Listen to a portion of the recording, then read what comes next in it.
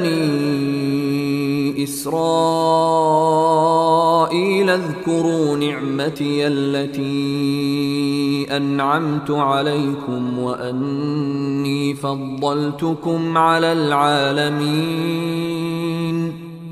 O children of Israel, remember my favor that I have bestowed upon you and that I preferred you over the worlds. واتقوا يوما لا تجزي نفس عن نفس شيئا ولا يقبل منها شفاعة ولا يؤخذ منها عدل ولا هم ينصرون. And fear a day when no soul will suffice for another soul at all, nor will intercession be accepted from it, nor will compensation be taken from it, nor will they be aided.